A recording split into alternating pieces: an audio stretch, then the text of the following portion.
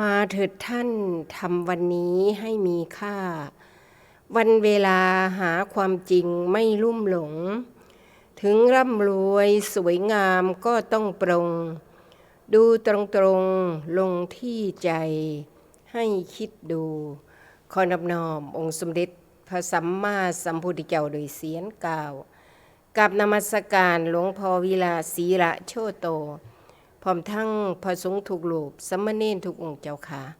ค่ะธรรมาสวัสดีค่ะแม่ชีแม่พามญาติธรรมของเฮาผู้อยู่ทั้งบ้านทุกท่านค่ะแม่ชีลำดวนผู้รักธรรมได้มีโอกาสมาในรายการธรรมะย่ำเย็นค่ะมาในสถานีวิทยุเสียงธรรมของพุทธสมาคม FM 104.25 เมกะเฮิรตซ์สื่อสังสรรค์การเรียนรู้การศึกษาการปฏิบัติและเผยแผ่พระพุทธศาสนาค่ะทำการออกอากาศจากวัดป่าบ้านสังคุยอำเภอพังโคนจังหวัดสกลนครค่ะ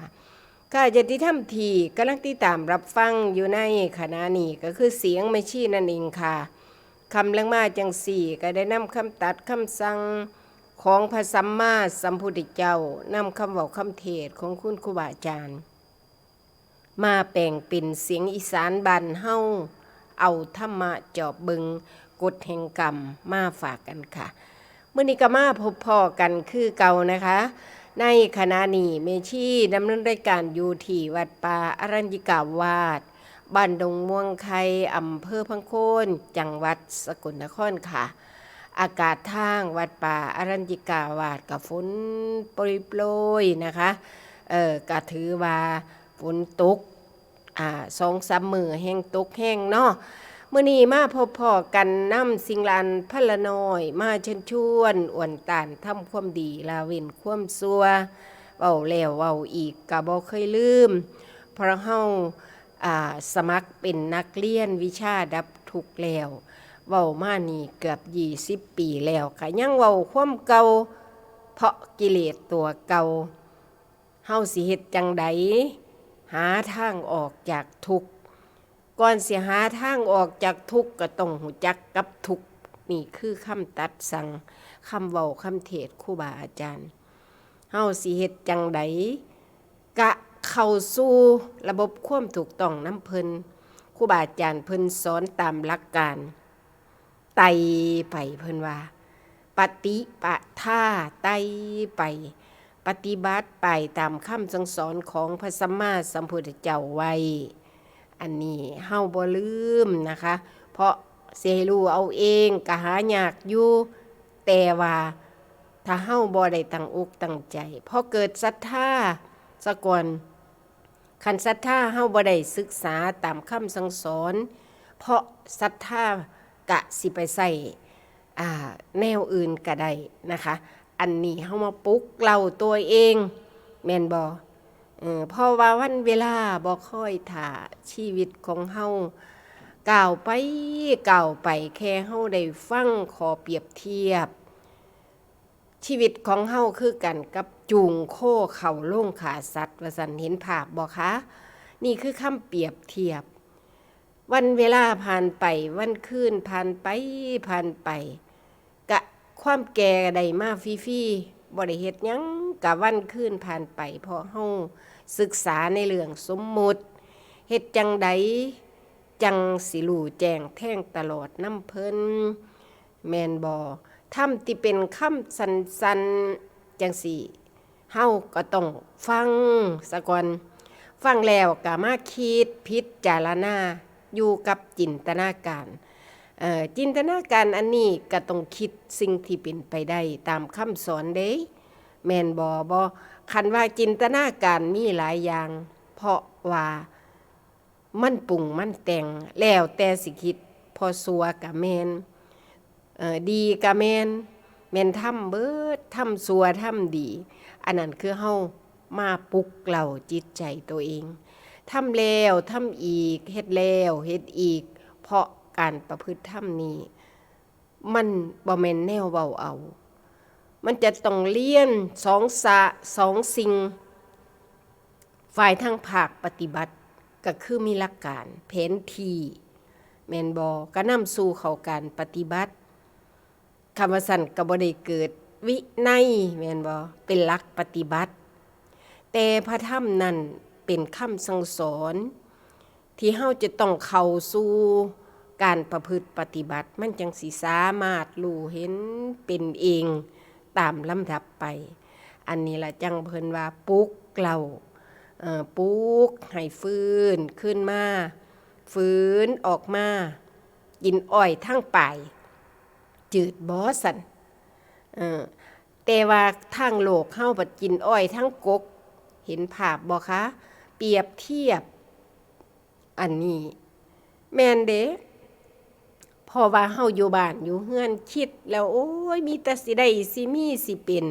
คันว่าความรักกะน้ำสมพักกะว่าหวานไฟกามไฟคูข้องก็ได้หรืออีหยังต่างๆแต่ว่าหลอกผู้รู้บ่ได้อันนี้เป็นคำตัดสั่งเป็นคำเทศคำเว้าโดยเฮาเข้าศึกษาภาคปฏิบัติเพราะโยงมาใส่ความบ่รู้อันนี้ทำให้เฮาทุกข์ความบ่รู้อันนี้ทำให้เฮาหลงไปบ่จุหูจักกับเหตุแห่งทุกข์แม่นบ่นี่ล่ะจังว่าเพิ่นว่าเฮามาศึกษาไปเรื่อยๆเพราะว่าชีวิตมี2ซีกทั้งโลกเฮาก็ต้องเฮ็ดฐานชีวิตของเฮาให้มันคงแม่นบ่ก็โดยศีลสมาธิปัญญาเว้าแล้วเว้าอีกให้มันขึ้นสมองเฮาเลยอันนี้เฮาสิคุ้มครองปัญญาตัวเองได้ในส่วนที่มันถูกต้องไปเลยแม่นบ่คือเฮาสิต้องเฮ็ดไปรอบ่ได้ขอบ่ได้แต่เป็นวาจาที่เว้าให้สละสลวยเว้าให้มวลหูมวลใจก็เว้าได้แต่ล้วนแต่การกระทำพระพุทธเจ้าสอนคนบ่มีปัญญาหลายคือได้เฮาเจ้าข่อยจังซี่เพิ่นสิเปรียบเทียบได้ก็คือเปรียบเทียบคันเว้าภาษาอีสานกะเงินเต็มถุงเว้ากงก็ได้ข้าวเต็มเหล้านั่งเว้าก็คือเงินอยู่ธนาคารอุ่นอกอุ่นใจพอใจมันก็มีความสุขแม่นสินุ่งแบบใดแม่นสิเฮ็ดแบบใดกับสบายใจพอมันมีแม่นบ่นี่โยงมาใส่ในทางโลกเฮาต้องเฮ็ดต้องหาต้องอยู่ในระบบบ่เฮ็ดผิดกฎหมายอยู่ในโลกศีลธรรมอันนี้คือถ้าเปรียบซีกทางการประพฤติปฏิบัติก็ต้องมีสัมมาทิฏฐิเบื้องต้นเลยซีกนี้ก็ต้องมีเด้เพิ่นให้ข้อมูลมาแล้ว10อย่างเอามาเทศตัวเองอันนี้สื่อไปหาแม่ยุคใหม่สื่อไปหาผู้กำลังฝึกใหม่บ่รู้ว่าสิเฮ็ดจังไดบ่รู้ว่าสิเอาแบบใดฟังเทศแล้วสิเอาโตใดมาปฏิบัติก็ลดหลายเหลือเกินแม่นบ่คะตัวนี้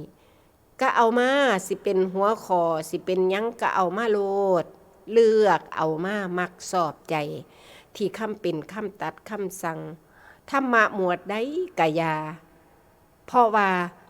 การที่เฮามีการเกิดการแก่การเจ็บการตายอันนี้เป็นสัจธรรมที่เฮาเห็นอยู่ดาดเดือนแม้แต่กับตัวเองทุกเฮาก็เห็นแต่สิ่งของโลกนี่ถือว่าความบ่มีเป็นความทุกข์เด้แต่ว่าทางสิ่ง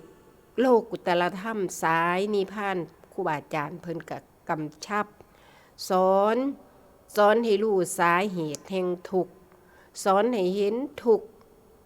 แล้วเฮาก็ปฏิบัติตามสายทางเลยด้วยกายด้วยวาจาด้วยใจอันนี้โยงไปใส่ก็มี2อย่างมีกายกับจิตคันสิเอาแต่กายเพิ่นก็แยกไว้และเด้อันนี้อุบายแล้วแต่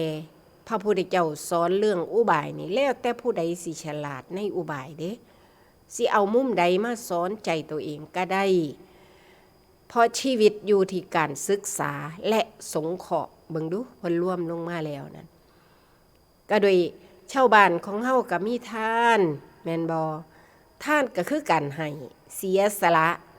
แม่นบ่เฮาที่แรกเฮาก็เฮ็ดแบบแลกเปลี่ยนกันก็บ่เป็นหยังก็ อีกภาวนาไปตะกี้มันบ่รู้จักแม่นบ่คะภาวนาน่ะบ่รู้ว่าเป็นเฮ็ดจังไดแต่ก็เข้าสู่ในการฝึกเพราะมีสติกสิ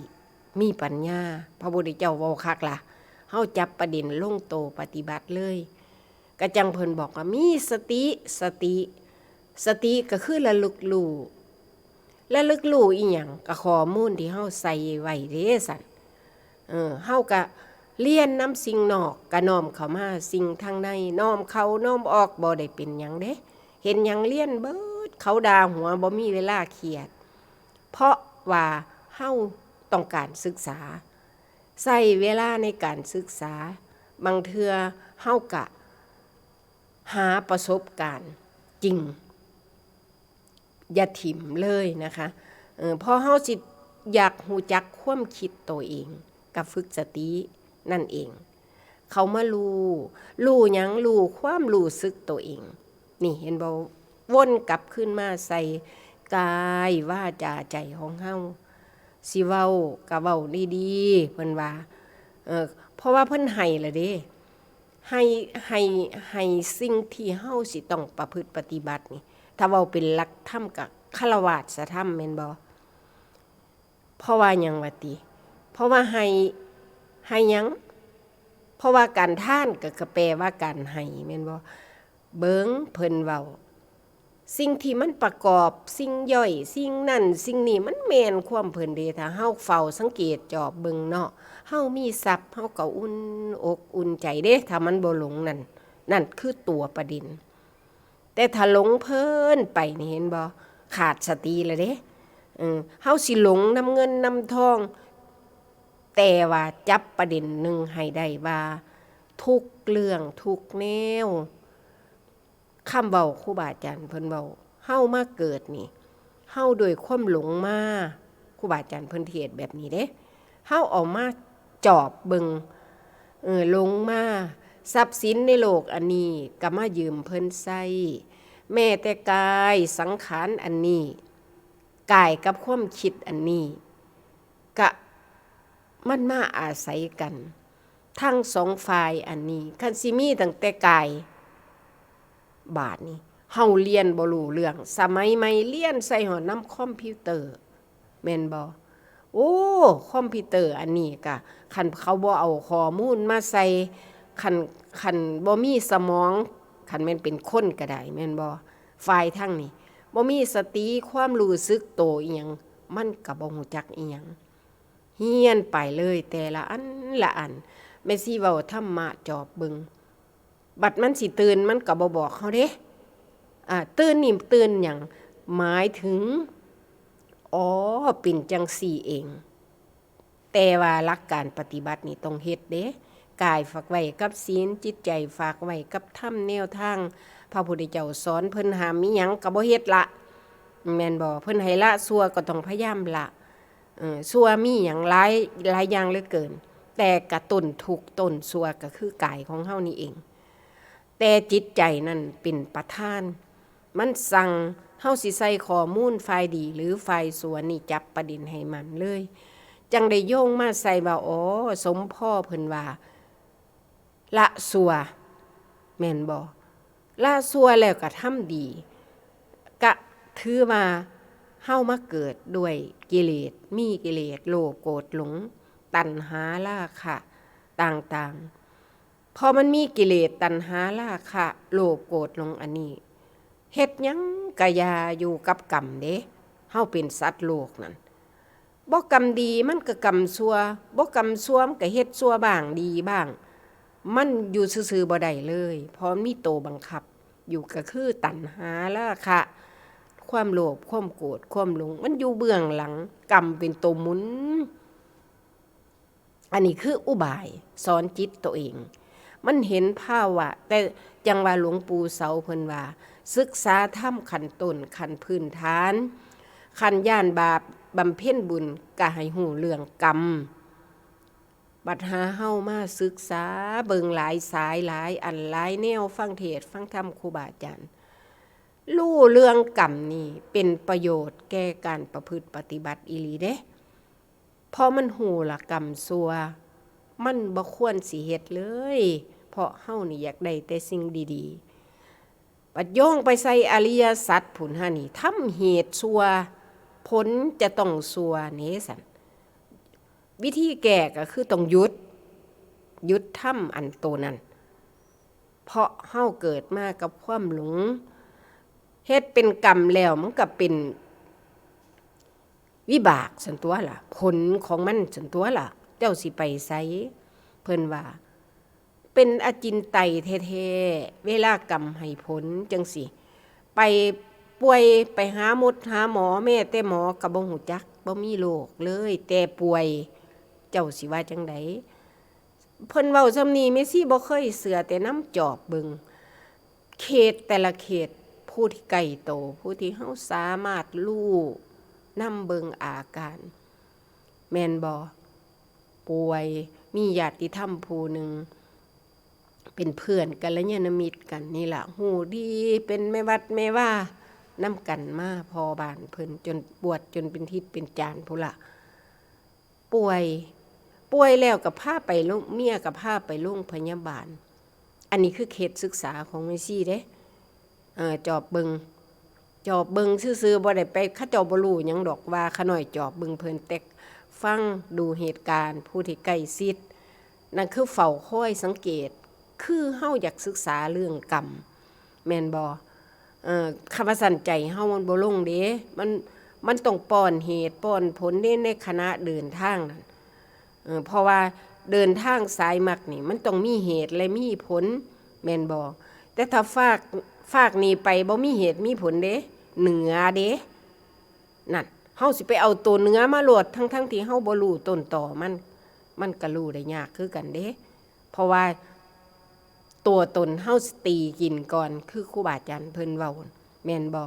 เพราะมันสิเข้าใจว่าตัวเองนี่เป็นนั่นเป็นนี่ไปแล้วรู้เบิดล่ะจังซี่นะสรุปแล้วไปหาหมอตร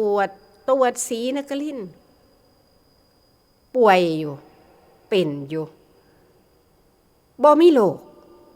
หมอวินิจฉัยจัดยาให้กินตามแก้อักเสบแก้หยังไปย้ายกลับคืนมาโรงพยาบาลสกลก็ยังถามกันอีกว่าเป็นอีหยังบ่มีโรคแต่ป่วยคิดเบิ่งว่าอาการแบบนี้มันเป็นอีหยังแต่เฮาศึกษาเรื่องกรรมดิมันเป็นอจินไตยมากเลยคันมันเบิดบุญเพิ่นว่าคือเทียนเบิดใส่ก็คือได้เฮานี่แก่แล้วก็ตายไปพอไว้สลาอันนี้พระพุทธเจ้าเพิ่นเปรียบเทียบแม่นบ่เปรียบเทียบคือไต่เทียนชีวิตนี่ไต่เทียนอยู่กลางทะเลทรายคือเปรียบเทียบน้อยมันก็ตายใหญ่มันก็ตายถ้ามันประมาทนั่นเห็นบ่โยงมาใส่อันนี้เรื่องหยาบเด้ไต่เทียนอยู่กลางทะเลทรายมันบ่ฮู้จักเอาแนวบังลมมามันก็เทียนมันก็ดับน้อยๆก็ตายขี่มอเตอร์ไซค์ลงก็ตายได้เหตุปัจจัยมันเป็นแบบนั้นมาแม่นบ่แล้วก็ถือว่าบ่ได้รักษาบัดนี้ชีวิตของเฮาได้เกิดมาแล้วก็เห็นค่าอยู่เด้แต่เพิ่นบ่ให้หลงยึดมาเป็นตัวตนซื่อๆเด้บัดหามาศึกษาไปฟังเทศน์ครูบาอาจารย์ไปมามันก็เข้าใจมานำแม่นบ่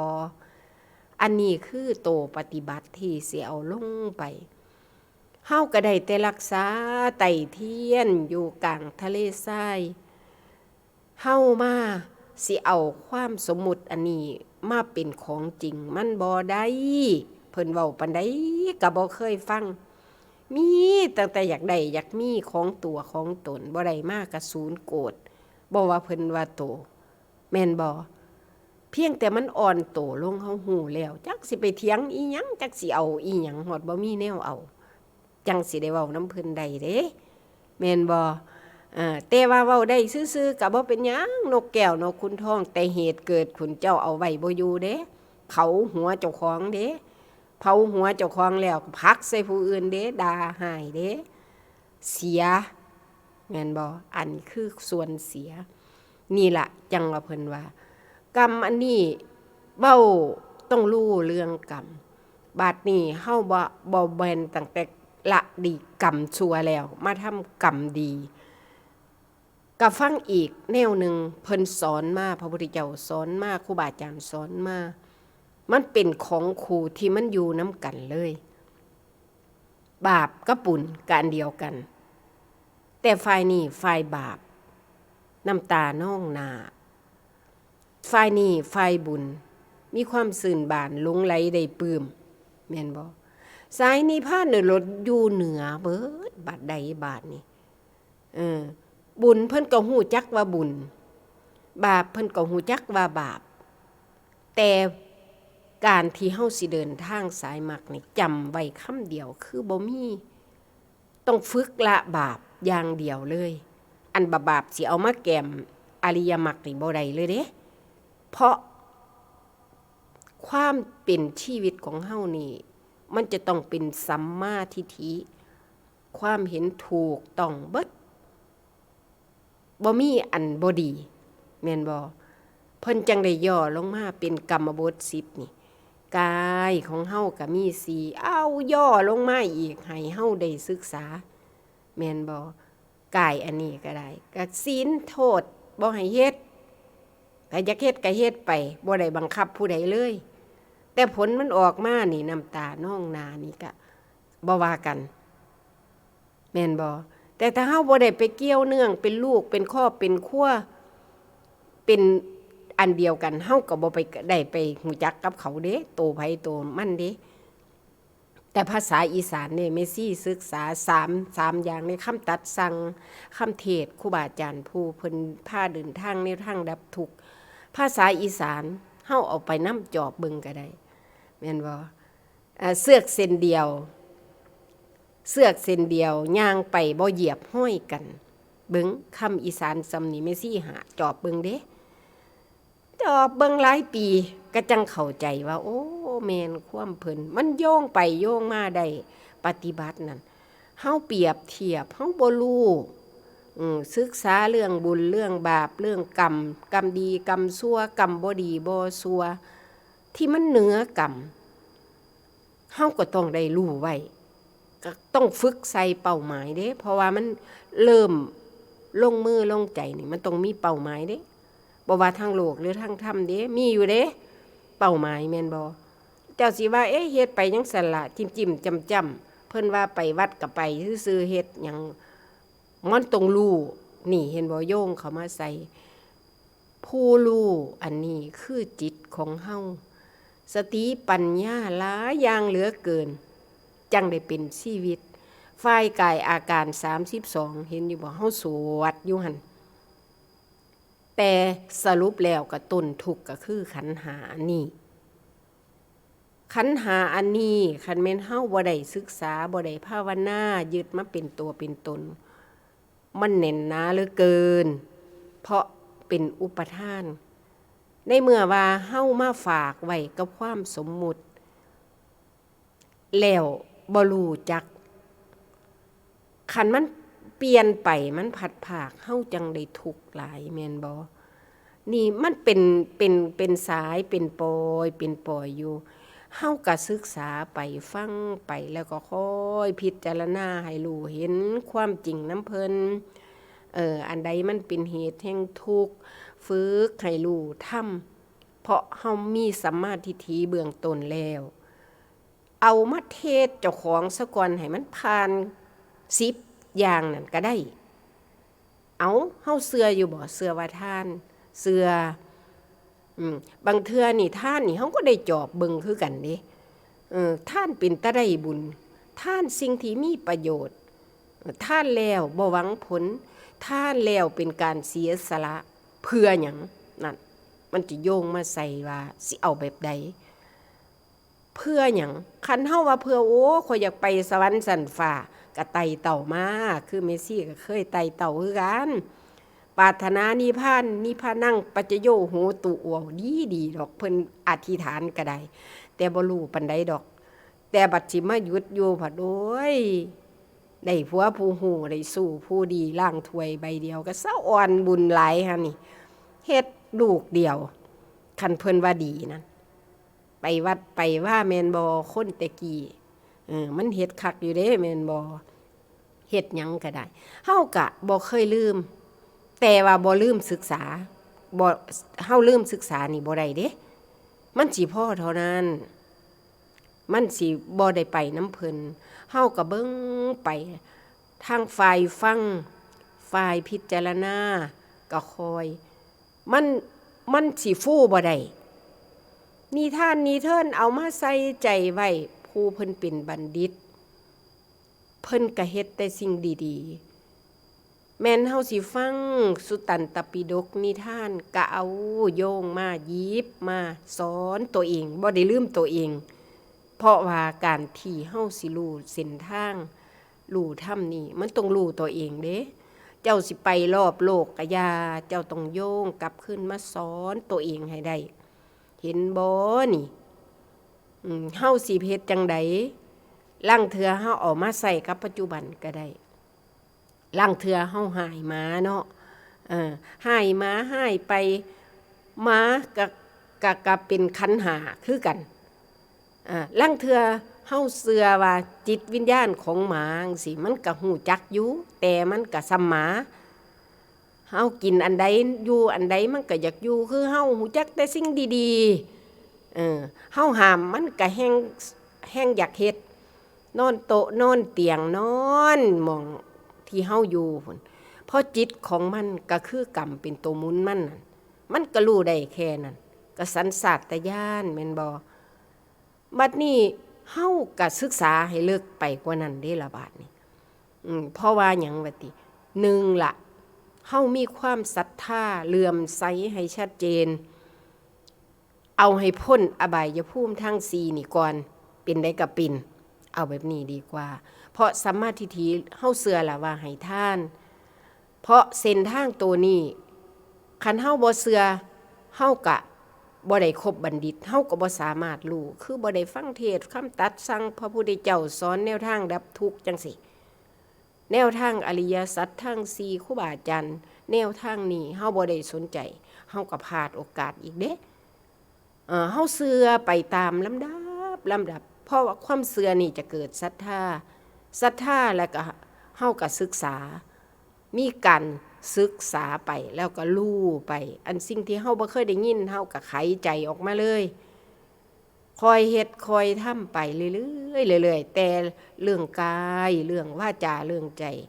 ก็เฝ้าคอยเฮ็ดคือเพิ่นว่าได้บ้างบ่ได้บ้างเฮาก็ต้องฝืนออกมาเลยกินอ้อยทั้งปลาย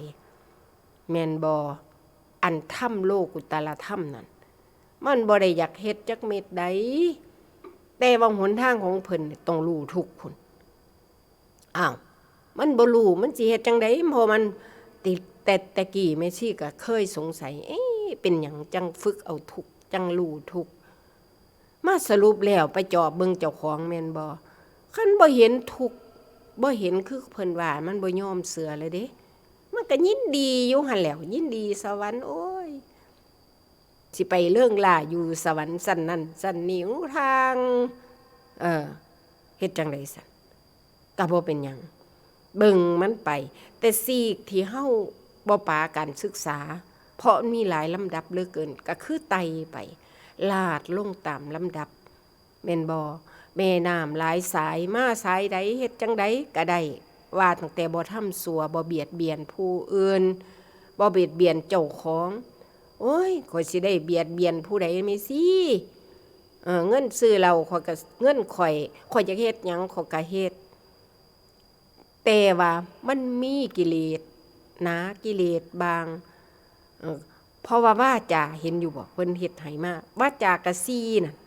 ศีลก็เอาศีล5ดาไว้เลยโทษ5อย่างนี้ต้องเอาให้มั่นคงเข้าไว้ได้3ข้อก็ต้องฝึกมาข้อที่4เฮาปาบ่ได้ต้องตั้งเป้าคือกันเด้ทางโลกได้เฮาสิเฮ็ดอีหยังพรรษานี้ใกล้สิฮอดยามเข้าพรรษาแล้วก็สิตั้งใจก็สิงดก็สิลดก็สิละจ้องงดบ่เคยเล่นเคยกินเคยหลายๆโอ้ยข่อยงดจักหน่อยเว้นละมาให้มันน้อยลงตัดลงไป บ่เฮ็ด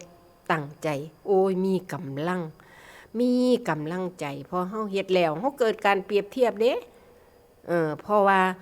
ตั้งแต่ตอนเฮากินเป็นจังไดนี่คือโยงเข้ามาใส่ในภาวนาคือกันเด้เป็นจังไดครอบครัวก็ดีแต่ข่าข่อยเข้าพรรษามานี่ลูกเมียก็บ่ให้ข่อยบ่กินเหล้าข่อยก็บ่ไปหาเล่นซอกๆแซกๆความสุขก็มีก็เอาตัวนั้นเป็นกำลังใจตัวเองก็ได้ลางเทื่อคันเฮาบ่ภาวนาพร้อมภาวนาแปลว่าการพัฒนาจิตเด้ให้มันสูงขึ้นให้มันเข้าใจให้มันเข้าใกล้ๆแล้วสิเห็นผลเรื่องกรรมที่การกระทำของเฮานี่อ้าวมันดีอีหลีตัวนี่ก็มีกำลังใจแม่นบ่ฝืนออกแล้วก็เฮ็ดไปเบิ่งจอบเบิ่งอยู่หั่นอย่าปานี่ล่ะจังว่าเพิ่นว่ากิเลสกรรมความสุขอันนี้ก็อยู่ที่ความพอทั้งที่เพิ่นเว้าซื่อๆเฮาก็บ่เคยเชื่อปานใดแม่นบ่สิคิดว่าบ่เชื่อก็บ่แม่นความเพิ่นแต่เฮาบ่ประจักษ์ในใจของเฮาเด้บาดนี้จังไดจังว่าพ่ออันนั้นมันพ่อซื่อๆเว้ามาแต่น้อยพุ่นเอาละพ่อเพราะว่าพ่อแม่เว้าก็ได้เอาละลูกพ่อแล้วเพราะว่าบาดนี้พ่อของอาจเดินทางสายอริยมรรคนี่มันจะเกิดเบื่อหน่ายเห็นอริยสัจทั้ง4นี่พอมันมีญาณทัศนะมีความเห็นถูกความสุขกระไตเต่ามาตามที่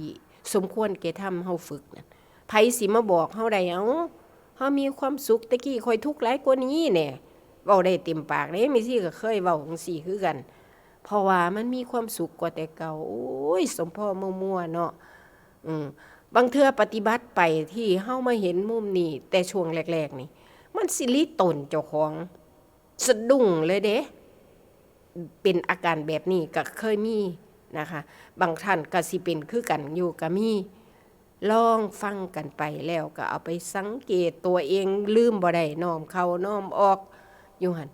มันเป็นตาลิตนเจ้าของเนาะเพราะว่าตะกี้เฮาคือบ่รู้เพราะว่านี่มันก็โดยการศึกษาโดยการฟังพ่อทางการเดินทางสายมรรคนี่ปฏิบัติไปจนสมควรที่มันอิ่มมันพอนั่นหมายถึงประสบการณ์สมองบินเฮาหลายกะอินทรีย์เฮาแก่นั่นเองคันเว้าทางธรรมแม่นบ่มันสามารถตัดออกคลายออกเบื่อหน่าย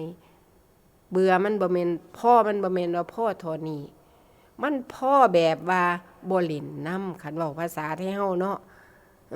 ข่อยบ่เป็นหมู่กับเจ้าก็ได้บ่ได้ข่อยก็บ่เอาก็ได้แล้วแต่เฮ็ดจังไดมันจังสิออกมาจากวงเวียนกรรมอันที่มันครอบงำเฮานั่นก็ย้อนเฮาตื่นขึ้นมาเด้ตื่นขึ้นมารู้มาฝึกธรรมะอันนี้จนเข้าใจรู้พร้อมรู้จิตใจเจ้าของอันนี้ก็รู้จิตใจผู้อื่นนำเพราะกิเลสตัวเดียวเฮาสิจอบเบิ่งอีหยังก็ได้เฮียนนำหยังก็ได้ประสบการณ์ต่างๆก็จังมารู้กฎธรรมชาติอันนี้โอ้ยมันก็เป็นจังสี่แล้วเพราะว่าก็รู้อริยสัจ4มันจังได้มาเข้าใจเรื่องโอ้สมพ่อเนาะคันบ่เห็นทุกข์มันก็บ่เบื่อแน่คำตอบมันก็ออกมาบ่ได้มันก็ยินดีอยู่หั่นจังว่าเพิ่นว่าละสัวคันทั้งเฮ็ดดีเฮ็ดชั่วย่างไปทั้งหน้า2ก้าวหัวจอบเบิ่งเห็นแม่นบ่ย่างไปทั้งหลัง2ก็เลยบ่ไปไสจักเทื่อว่าเฮ็ดไปเฮ็ดมามันเกิดเบื่อซ้ำเบื่ออันนี้ผัดเป็นเบื่อตัณหาได้บาดนี่บ่ได้ดังใจกูได้บาดนี่ก็คือบ่ได้ละจริงๆบ่ได้เฮ็ดอีหลีบ่ได้รักษามาตรฐานไว้จังว่าความเพียรเป็นกิจที่ต้องทำในมื้อนี้เพราะสายนิพพานนี่เพิ่นให้เฮ็ดคณะนี้คณะจิตอันนี้เฮ็ดจังได๋ซะนะเพราะมันย่อเข้ามาได้เลยว่าสิมาจังไดก็ได้ย่อเขาเพราะว่าการที่เฮาขาดสติก็แปลว่าออกจากเส้นทางปั๊บเลยอยู่ในการหลงเลยมันหลงไปแล้วมันเพลินไป ลังเทื่อก็หลุดน็อตหลุดคือกันมีว่าจากใส่จกคนอื่นพอจิตมันบ่ดีมันเศร้ามองมาแล้วมันมีหยังในใจมันกำผักใส่ผู้อื่นถ้าเฮาเป็นผู้ปฏิบัตินี่เฮาสิเห็นอาการจิตตัวเองทันทีเลยพรบ่ได้โลดเด้มันต้องลดไปมันต้องละไปมันบ่ใส่ข้อมูลเว้าง่ายๆเฮ็ดจนมันเฉยได้กันความหมายก็คือเฮาพอเพราะมันสิบ่เอาหยังเห็นทุกข์เห็นภัยมันมีอาการเป็นญาณทัศนะให้เฮาชมได้อยู่แม่นบ่คะตัวนี้นั่นล่ะจิตของเฮาเศร้าหมองก็แปลว่าฝ่ายบาปบ่แม่นถ้าฝ่ายแปลเป็นเข้าใจเห็นหน้าตากิเลสนิวรณ์ทั้งหานี่ชีวิตของเฮายังบ่ผ่านตกกิเลสกลางนี่มันก็เล่นงานเฮาขนาดพวกนักบวชอันพจน์นักบวชอยู่วัดนี่ก็บ่เห็นบ่มันจะเผาตัวเองแล้วมันเอาผักใส่กันถ้าเฮาบ่เห็นทุกข์เห็นโทษตัวกิเลสที่มันเผาอยู่นี่ไม่สิเคยจอบเบิ่งคักเด้เพราะว่ากลางคืนมันฟุ้งซ่านบ่ว่าโตว่าเพิ่นตั้งแต่สมัยฝึกอยู่เฮายังบ่ทันได้เป็นปกติปานใดนะเฮาก็ต้องจอบเบิ่งใจเจ้าของบ่ดีมันอีหยังมันก็คิดบ่ดีเบิดตาเห็นรูปผ่านมันมาสัมพันธ์กันเลยหูได้ฟังเสียงเขาเว้าดีๆก็เป็นชีพบ่พอใจจิตมันวุ่นวายบ่ได้ก็คือตัณหามันบ่ได้ดังใจเฮาต้องฝึกให้ผ่านตัวนี้เลยคันว่าซั่นเนี่ยมันก็สิเล่นงานเฮาเรื่อยๆต้องรู้มันแยกฮอดตัณหายังว่าแยกฮอดสายนี่เป็นทางสายมรรคเพราะว่ามีบริวารซอยเฮาพลิกไปทั้งนี้มันเป็นบาปบ่เอาบ่เฮ็ดมันอยากเว้างับปากลงมันอยากใจบ่ดีก็อธิษฐานจิตน้ำหมู่นั่นเครื่องใส่ของเฮาหลายอย่างอุ่นอกอุ่นใจเอาบุญล่อเลี้ยงไปคือความดีอันนี้ของเสียวิตออกไปแม่นบ่เฮาเดินทางหาเรือหาแพต่อกันไว้นี่คือเฮาตั้งใจเลยแม่นบ่เพราะว่ามันมานำสายเด้สรุปแล้วมันต้องที่ได้สังเกตจอบเบิ่งคักๆก็คือเบียดเบียนนี่ล่ะมันรวมสรุปแล้วนั่นมันเบียดเบียนเจ้าของแม่นบ่ฝ่ายทั้งโลกก็ต้องศึกษาต้องฟังเฮ็ดจังได๋ซะนะปั๊บชีวิตเกิดขึ้นมามันทุกข์เนาะภาวะก็เว้าอยู่นี่ให้มันเบิ่งอยู่นี่เจ้าของบ่เคยตายก็เบิ่งผู้เพิ่นตายก่อนสักวันก็ได้น้อมเข้ามาเฮาก็ต้องตายบ่แม่นสวดซื่อๆเด้ไปงานศพนี่ก็ไปเบิ่งของจริงแท้ๆเด้แต่ว่าเฮาผัดบ่เคยไปเคยคิดแต่นำสำนึกหาอยู่คืนฮอดผู้เพิ่นตายคือเทนบุญเน้นคุณเพิ่นก็เฮ็ดนำหน้าตาบ้านเมืองกินท่านหากันแสดงนำผู้อยู่บรรหาเฮาตายเพิ่นก็สิได้มาเบิ่งเฮานี่ส่วนมากมันจะคิดได้ซ้ำนี่แต่ว่าการที่ศึกษาธรรมที่เข้าใจอีหลีนั่นคือเฮาไปเบิ่งธรรมะใหญ่คักๆอันไปงานศพนี่คือครูบาอาจารย์เพิ่นเทศน์นี่มันสิแม่นความเพิ่นอยู่เด้ก็สำรวมไป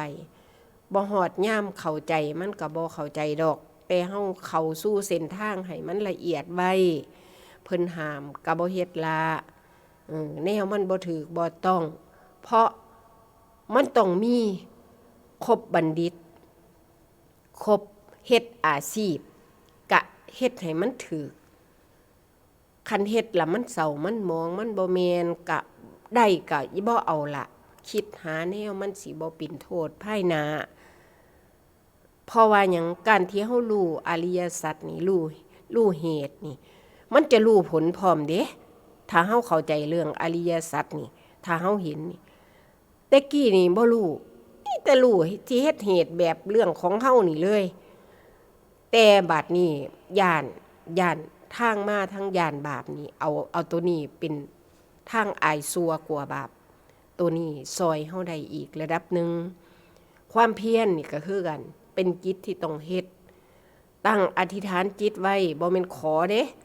บ่แม่นอ้อนวอนเด้ มันจะต้องเฮ็ดอยากได้ข้าวก็เฮ็ดนาเฮานี่มีหน้าที่รักษามีหน้าที่ใส่ปุ๋ยใส่ฝุ่นปลูกใส่แดดใส่ฝน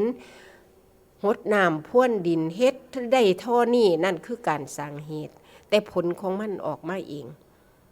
แม่นเฮาสิเปรียบเทียบซำนี้กับเปรียบเทียบใส่การประพฤติปฏิบัติก็ได้แม่นบ่พอซีกทั้งนี้เฮ็ดให้มันบ่มีถ้าจิตเฮายังมีอยู่แปลว่ายังบ่ผ่านมีตัวข่อยบ่ได้เฮ็ดศูนย์หยาบข่อยก็ศูนย์ในใจข่อยนี่คัดของอยู่นี่อ้าวแสดงว่าเจ้าบ่เกิดดับมันดับไปแล้วเจ้าเกิดบ่เข้าใจบ่เดียวนี่ก็ซอเจ้าของอยู่หั่นก็บ่เป็นหยังนี่ล่ะแม่ซี่ก็เล่นมักมันสิเกิดจักเทื่อแต่กี้เป็นเดือนเป็นปีเอามาเป็นชั่วโมงเป็นนาทีเข้าไปลังเทื่อดับค่าเลยเป็นหยังจังมักกระดออันลังเทื่อ3 มื้ออันนี้จากประสบการณ์ให้เห็นอาการจิตของตัวเองให้ได้นะคะตัวนี้มันโยงมาใส่โยงไปโยงมาสิมาทั้งใดก็ได้แต่รวมลงทะเลแล้วเป็นรถเดียวก็คือมันว่างได้มันว่างได้มันเข้าใจได้แม่นบ่ละตัวตนก็ละไปจนเข้าใจว่ามันบ่แม่นของเฮาทุกเรื่องนี่มันสิได้เว้านำเพิ่นอยู่เด้มันมาอาศัยกันอีหลีตัวนี่เฮาผัดเป็นบ้าเอามาว่าจังสี่จังสั่นก็เรียนมาไผก็เรียนมาทั้งเบิดหลอดลมหลอดตายมาคือกันจังไข้แน่จักหน่อยพอได้หันใจเอาแบบนี้ก็ได้ฝึกเบิ่งลมหายใจไปแม่นบ่อันนี้ก็ได้มันสิคอยเป็นมันบ่โง่ไปนาดอกทรงปัญญาของเฮาไปเรื่อยๆเรื่อยๆอันนี้ก็ได้ปานว่าคลื่นวิทยุนำซ้ำเฮาหมุนหาสถานีเนี่ยเฮาก็ภาวนาดิบ่แม่นว่ามันไปไสมันจังซี่จังสั่นนี่แปลว่าบ่แม่นหมุนไปหมุนมาโอ้ธรรมะนี่ก็คลื่นสถานีก็คือกันกับจิตเฮานี่เด้เฮารับคลื่นเพิ่นบ่ได้ฟังเทศก็บ่เข้าใจนำหมู่นี่ก็สอนเจ้าของไปมุมนี้ก็ได้แม่นบ่อยู่กับปัจจุบันก็คือคณะจิตอันนี้ว่างลงไปดับลงไปให้มันเย็นดับสังขารเป็นความสุขอย่างยิ่งแม่นบ่ดับสังขารก็คือดับได้ก็ไปนิพพานก็ได้ก็เย็นนั่นเด้ซั่นเฮ็ดจังได๋น้อเฮาจังสิเฮ็ดได้คักคือเพิ่นคิดได้เท่านี้หาทางเด้ล่ะแม่นบ่มันฟึ่งมาน้อยๆก็เอาใส่ข้อมูลมันไปผู้ลังคนเบิ่งโทรศัพท์นักบวชนักพจน์ตอนตี3ตี4จิตเฮาได้พักผ่อนแล้วพอหูเมื่อขึ้นไปเบิ่งข่าวหุ่นใส่ความร้อนเข้าไปมันบ่แม่นอย่าไปเอามันมาเวลานั้นเวลาจิตของเฮามันปลอดโปร่งแล้วเอาเทศครูบาอาจารย์ฟังให้มันนุ่มให้มันพิจารณาทำไปมันมีเทคนิคอยู่ได้ลังเทื่อเฮาใส่แต่ข้อมูลความร้อนข่าวการบ้านการเมืองทางโลกทางหยังจังสิมันไกลกันแต่ถ้าสิห้ามมันก็บ่ได้มันสมัยนี้แล้วแต่ปัญญาไผมันเนาะทางผู้เว้าและผู้ฟังก็สิฝึกไปอันใดเป็นประโยชน์ตนประโยชน์ท่านก็สิเฮ็ดไปประโยชน์อย่างยิ่งก็บ่เคยลืมคือประโยชน์ไปนิพพานนำเพิ่นนี่ดับทุกข์นี่เห็นทุกข์นี่แม่นบ่แม่ซี่ก็บ่ลืมอันใดก็ได้เป็นจังใดก็อย่าเฮาสิเฮ็ดไปเรื่อยๆจนตราบเท่าสิ้นชีวิตแต่เว้ายาวๆก็ต้องมาเฮ็ดสั้นๆก็คือขณะนี้แก้พังชีวิตแก้แต่เดี๋ยวนี้วันนี้แม่นบ่อ้าวสาธุอนุโมทนาบุญกับผู้เตรียมพร้อมเด้ออีกจักหน่อยก็พอดีสิ้นเดือนนี้ไผสิมาประเดิมเข้าพรรษาก็มาได้มาเข้ากรรมฐานหรือสิตั้งสัจจะเอาเดือนหนึ่งแต่วันพระหรือผู้สิงดหยังเว้นหยังก็อาศัยวันเวลาอันนี้เป็นอุบายฝึกสอนตัวเองไปได้หน่อยได้หลายคูดเก่ามันก็ไปฝ่ายสั่งสมก็สั่งสมฝ่ายละก็ต้องละ นี่เป็นเรื่องที่ภาคปฏิบัติล้วนเลยนะคะเมซี่นำเสนอไปสิ่งละอันพันละน้อยมาแลกเปลี่ยนเรียนรู้ขออนุโมทนาบุญกับญาติธรรมของเฮาเด้อเพราะว่ารายการธรรมะย่ำเย็นอันนี้ก็ถือว่ามาพอๆกันแต่วันจันทร์ถึงวันศุกร์4 โมงแรงถึง5 โมงแรง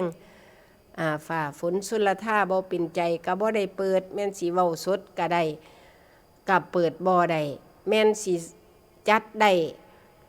ทรงบ่เป็นทรงผิดก็บ่ได้อีกกับมื้อหน้าก็ได้เอามาแฮงมั่งสดมั่งก็ต้องขออภัยนะคะมื้อนี้เวลาเบิดลงแล้วสิขอจักลาท่านผู้ฟังไปก่อนเว้าผิดตกก็ขออภัยนี่เด้อค่ะผิดใจก็ขอโทษขอน้อมบุญหาเพื่อนกัลยาณมิตรทุกท่านนะคะขอพระสัทธรรมจงตั้งมั่นในใจผู้ค่ะและท่านผู้ฟังปรารถนาสิ่งใดที่ชอบประกอบด้วยธรรมก็ขอให้สมประสงค์ด้วยเถิดสำหรับมื้อนี้ธรรมสวัสดีค่ะ